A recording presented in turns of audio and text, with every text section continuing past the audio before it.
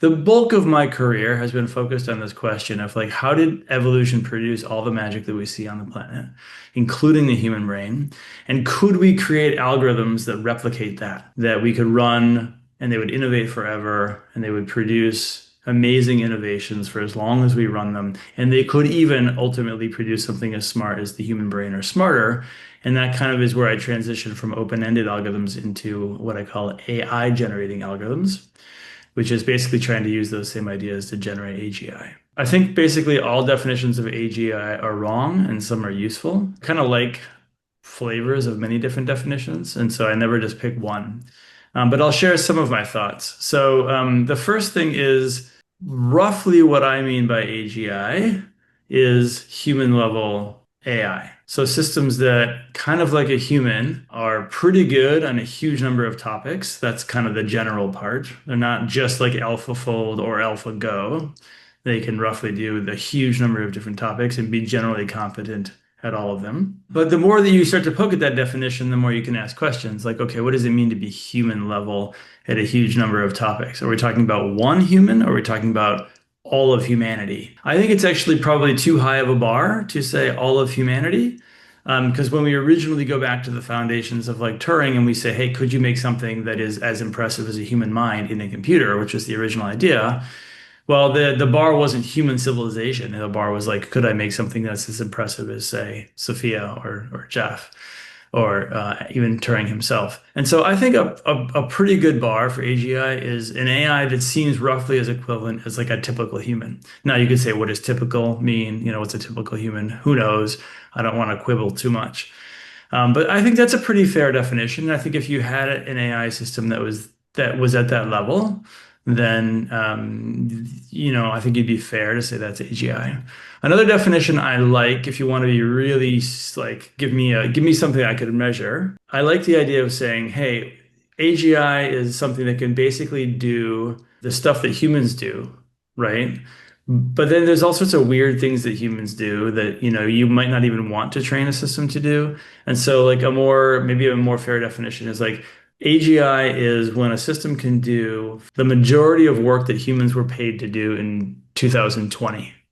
I picked 2020 because that's kind of like pre really impressive AI. So it's before we saw the transition of like before AI started to eliminate a lot of jobs. If you go back to like what were people doing in 2020, what were they paid hourly for? And if you had a system that was automatically capable of doing 50% of that, I definitely think that you would have produced AGI.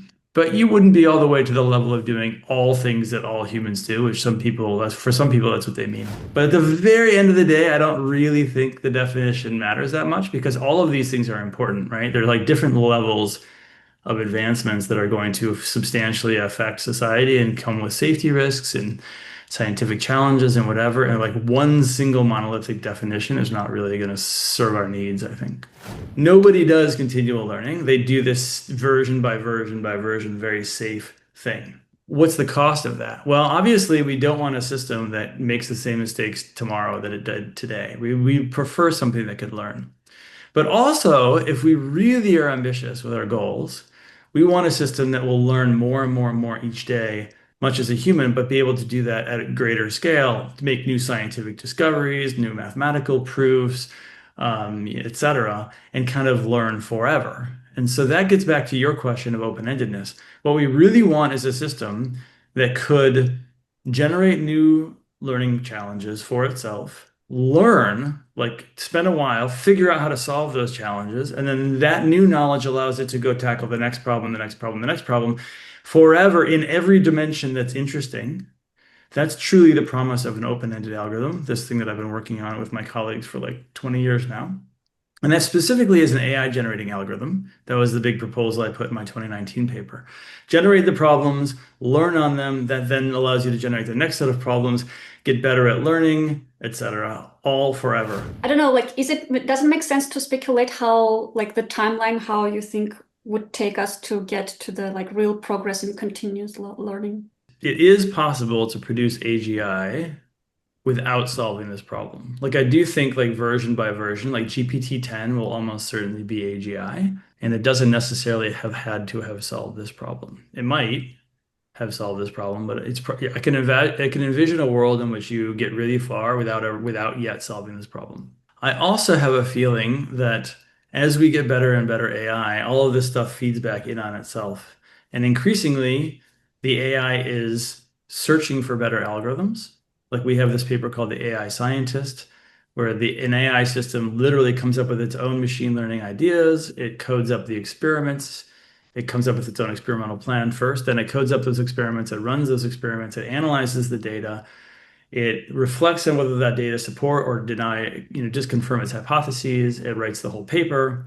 And then in the limit, you could have the system publish that paper back to an archive of discoveries and keep going. Either the AI itself could solve kind of continual learning by coming up with ideas that are better than we have, or meta learning at scale can just kind of learn algorithms and systems that are better and better at continual learning and like a little bit more of an old school search, kind of like a alpha evolve style search. So basically, as AI gets better, I think we'll also be making progress on continual learning because the AI will increasingly be helping us in this scientific quest. So does it make sense to talk about timeline? I can give you rough answers on like when I think AGI is going to come. I actually don't know whether or not continual learning will come.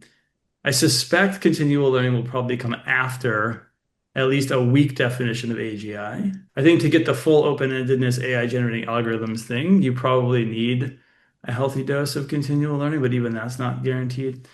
Anyway, so I think roughly speaking, I have like a 25% estimate of AGI by 2026, according to like the kind of the weaker definition version, where it's like about as good as one human, or maybe even half the tasks that humans were doing in 2020. And probably like a 50% chance of that by 2030. Then there's a relatively long tail, like maybe we hit some real roadblocks or something, but probably I think that at least 90% by 2050. I do want to just take a second and like cause everyone to reflect on that. Like that's just totally bonkers, and the grand sweep of human history, it's the blink of an eye between you and I, all of us, living in a pre-AGI world and a post-AGI world. I also think that once you get basically weak AI, sorry, AGI or narrow AGI, very quickly you get probably superhuman level AI because the systems just improve themselves, right? So actually, I think that these takeoffs are going to be quite fast once they happen because of self-improvement.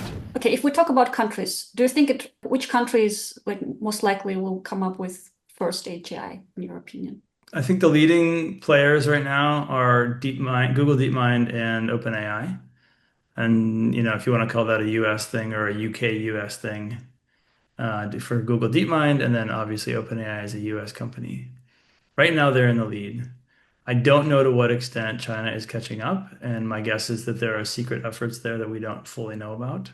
Obviously, DeepSeek is fast on the heels, but if it happens in the next few years, it's probably a US UK company, although I can't guarantee it. I'd just put it at least, I don't know, roughly 30% or maybe more on it being maybe China, something in China. I'm not a political scientist or a military expert, so I don't know how to do war games and strategize all that stuff. But what I do know is that the stakes really couldn't be higher, and so it's very strange. It's very strange what might be about to happen. I made this analogy the other day when I was talking to a journalist, which is he was asking me like, what was it like to be at OpenAI and places like that, a couple of years back. And the analogy I gave is it's kind of like you're an astronomer and you're looking at your equipment, like your sensors and your computer readouts and everything, and you and a handful of other people like have the expertise to look at this complicated data and say, oh my gosh, aliens are on the way. They're going to arrive on Earth in a couple of years. Like we haven't fully figured out how fast they're traveling and what their technology is, but they're going to be here real soon. And that's going to change everything. And we don't know whether or not it's going to change it for the better or worse. Like, will it be good aliens or bad aliens? Will it completely cause global chaos, or will it usher in a new utopian era of like great technology and friendships and knowledge expansion? Like, who knows? But the analogy is even weirder because we weren't just watching the aliens coming. We were also like giving them information. We were like we were helping them come to us, right? By making the technology, which is also kind of a weird dynamic involved in all of it. But I still think that another reason why the analogy is so apt is because like, okay, so you know that, and then you like walk home for the day and like people are pushing their babies in a baby stroller and they're going to the supermarket. You look around, it doesn't look like the world's about to radically change. It totally feels normal, but rationally, the world is like going to be wildly different soon. And I still feel that way. Like it's true that now the world has woken up and a lot of people are having these conversations and prime ministers are aware, but you still have skeptics saying, "Oh, you guys are making this all up and you're hyping it for your own valuations and it's hitting a wall and nothing's about to happen." But like I'm very confident that the world is going to be radically different very soon. And I don't believe the world deeply understands that yet as much as it needs to.